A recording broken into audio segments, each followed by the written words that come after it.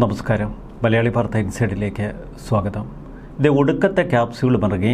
സംഭവം സത്യമല്ലേ?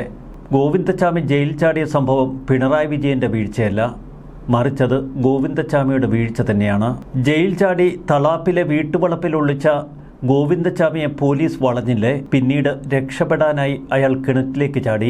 കിണറ്റിൽ ചാടി വെള്ളത്തിലായ ഗോവിന്ദച്ചാമിയുടെ കഥയാണ് പിന്നീട് മാധ്യമങ്ങളിൽ വലിയ വാർത്തയായത്. പോലീസ് വരുന്നുവെന്ന് മനസ്സിലാക്കിയ ഗോവിന്ദച്ചാമി ഓടി. നാഷണൽ സ്റ്റാറ്റിസ്റ്റിക് ഓഫീസിന്റെ കിണറ്റിലേക്കാണ് അയാൾ ചാടിയത്.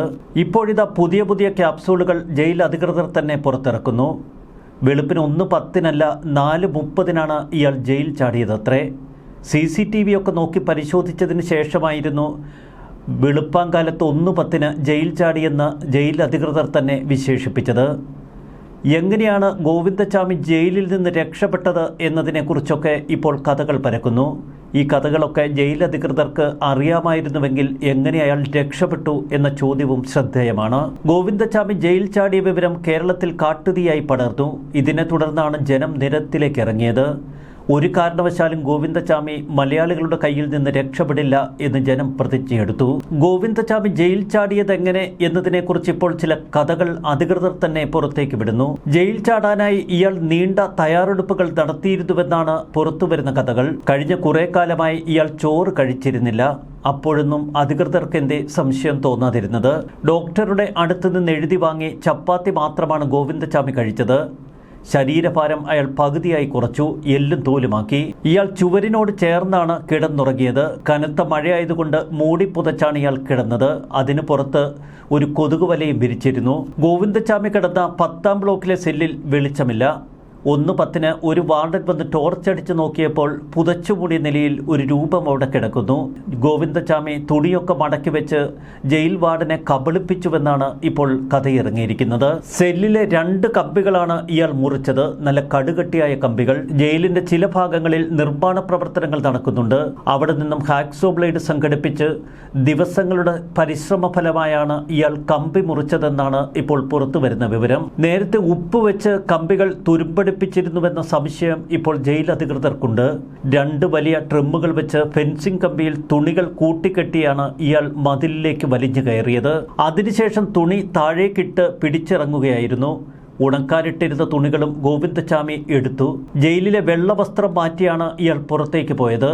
ജയിലിൽ വരാന്തയിലുള്ള CCTV ദൃശ്യങ്ങളാണ് ഗോവിന്ദച്ചാമി ജയിൽ ചാടിയതിന് തൊട്ടു പിന്നാലെ പുറത്തു വന്നത്. പുലർച്ചെ ജയിൽ ചാടിയ ഗോവിന്ദച്ചാമിയെക്കുറിച്ച് പിന്നീട് മണിക്കൂറുകളോളം വിവരങ്ങളൊന്നുമില്ല. പൊതുജനങ്ങളും പല വഴിക്കായി തിരിഞ്ഞ് തെരച്ചിൽ ആരംഭിച്ചിരുന്നു. 3ഓളം ആളുകൾ ഗോവിന്ദച്ചാമിയെക്കുറിച്ച് കൃത്യമായ സൂചനകൾ പോലീസിനെ വിളിച്ചറിയിച്ചു. ഒടുവിലാണ് തളാപ്പിലെ ആളൊഴിഞ്ഞ പറമ്പിനുള്ളിൽ ഒരു കിണറ്റിൽ കുടുങ്ങിയ നിലയിൽ ഇയാളെ പോലീസ് കണ്ടെത്തുന്നത്. ഇന്ന് ഉച്ചയ്ക്ക് മുൻപ് ഇയാളെ പിടികൂടാൻ കഴിഞ്ഞില്ലായിരുന്നുവെങ്കിൽ ഗോവിന്ദച്ചാമിയെ പിടിക്കാനേ കഴിയില്ല എന്നാണ് വർഷങ്ങൾക്ക് മുൻപ് ഗോവിന്ദച്ചാമിയെ പിടിച്ച പോലീസ് സംഘത്തലവൻ മുൻ SP AC തോമസ് പറയുന്നത്. അതിന് വ്യക്തമായ കാരണവും അദ്ദേഹം നിരത്തുന്നു. കോയമ്പത്തൂർക്ക് കടന്നിരുന്നുവെങ്കിൽ ഗോവിന്ദച്ചാമിയെ പിടിക്കാൻ കഴിയുമായിരുന്നില്ല. കോയമ്പത്തൂർക്ക് പോവാൻ ശ്രമിക്കുമ്പോഴാണ് പാലക്കാട് റെയിൽവേ സ്റ്റേഷനിൽ വെച്ച് പണ്ട് ഇയാളെ പിടികൂടുന്നത്. ഗോവിന്ദച്ചാമി ഒരിക്കലും ഒറ്റയ്ക്കല്ല ജയിൽ ചാടിയിട്ടുള്ളത്. അതിന് കൃത്യമായ സഹായം അയാൾക്ക് ലഭിച്ചിട്ടുണ്ട്. ഇയാളുടെ പിന്നിൽ കള്ളന്മാരുടെ വലിയ മാഫിയുണ്ട് എന്നാണ് തോമസ് എന്ന പോലീസ് ഉദ്യോഗസ്ഥൻ പറയുന്നത്. അവർ നാളുകളായി ഇത്തരമൊരു നീക്കം നടത്തിയിരുന്നു എന്ന് വേണം സംശയിക്കാൻ. 2010 റെയിൽവേ SP ആയിരുന്ന AC തോമസും സംഘവും കുറ്റകൃത്യം കഴിഞ്ഞ് 22 മണിക്കൂറിനുള്ളിൽ ഗോവിന്ദച്ചാമിയെ അന്ന് പിടികൂടിയിരുന്നു. പെൺകുട്ടിയെ ആക്രമിച്ചതിന് ശേഷം അന്നത്തെ ഗോവിന്ദച്ചാമിയുടെ രക്ഷപ്പെടലും ഇപ്പോൾ ജയിൽ ചാടിയതിനു ശേഷം അയാളുടെ നീക്കവും എല്ലാം സമാനതകളുണ്ട് എന്നാണ് AC തോമസ് പറയുന്നത്. അന്ന് കുറ്റകൃത്യത്തിന് ശേഷം വടക്കാഞ്ചേരിയിൽ നിന്ന് തൃശൂർക്ക് ബസ് കയറി ഗോവിന്ദച്ചാമി ട്രെയിൻ വഴി പാലക്കാട് എത്തിയിരിക്കണം. കൈയില്ലാത്ത ഒരാൾ റെയിൽവേയിലെ മോഷ്ടാവാണ്. ഇത്രയും മാത്രമാണ് നമുക്കുള്ള വിവരം. ഏത് കൈയാണ് അയാൾക്കില്ലാത്തത് എന്നതിനെക്കുറിച്ച് പോലും സൂചനകളില്ല. സേലം സ്വദേശിയാണ് എന്ന് സൂചനയുള്ളത് കൊണ്ട് ഞങ്ങൾ അന്വേഷണം ആരംഭിച്ചു. മംഗലാപുരം മുതൽ എറണാകുളം വരെയും പിന്നീട് കോയമ്പത്തൂർ വരെയും ട്രെയിനുകളും സമീപ പ്രദേശങ്ങളുമൊക്കെ അരിച്ചുപെറുക്കി. കൈകൾ നഷ്ടപ്പെട്ട ഏകദേശം 200-ലധികം ആളുകളെ അന്ന് സംശയത്തിന്റെ പേരിൽ ചോദ്യം ചെയ്തു വിട്ടു. പിന്നീട് റെയിൽവേ സ്റ്റേഷൻ, ബസ് സ്റ്റാൻഡുകളോട് ചേർന്ന് ഇത്തരക്കാർ താമസിക്കുന്ന സ്ഥലങ്ങൾ എന്നിവയൊക്കെ അരിച്ചുപെറുക്കി. അന്ന് വളരെ കൂളായി ഒലവക്കോട് റെയിൽവേ സ്റ്റേഷന് സമീപം ഒരു മതിലിൽ ചാരി നിൽക്കുകയായിരുന്നു ഗോവിന്ദച്ചാമി. പിന്നീട് ചോദിച്ചപ്പോൾ ഞാൻ പാവമാണ് എന്ന് പറഞ്ഞ് ഗോവിന്ദച്ചാമി കരയുന്നു. പിന്നീട് നടന്ന വിശദ പരിശോധനയിലാണ് ഗോവിന്ദച്ചാമി എന്ന കൊടുക്കുറ്റവാളിയാണതെന്ന് ഞങ്ങൾക്ക് മനസ്സിലായത്. യാതൊരുവിധ കുറ്റബോധവുമില്ലാത്ത ഗോവിന്ദച്ചാമി. പാർട്ടിയുടെ പരിപൂർണ നിയന്ത്രണത്തിലുള്ള കണ്ണൂർ ജയിലിൽ നിന്ന് ഗോവിന്ദച്ചാമി രക്ഷപ്പെട്ടതിന് പിന്നിൽ ആരുടെയൊക്കെയോ സഹായമുണ്ട് എന്നത് വ്യക്തമാണ്. സമൂഹ മാധ്യമങ്ങളിൽ ഇത് സംബന്ധിച്ച പലവിധ സംശയങ്ങളും ഉയരുന്നു. ഗോവിന്ദച്ചാമിയുടെ ജയിൽ ചാട്ടം ഗൗരവത്തോടെ അന്വേഷിക്കണമെന്ന് വിവിധ രാഷ്ട്രീയ നേതാക്കൾ ഇപ്പോൾ പരസ്യ പ്രസ്താവനകൾ ഇറക്കിക്കഴിഞ്ഞു.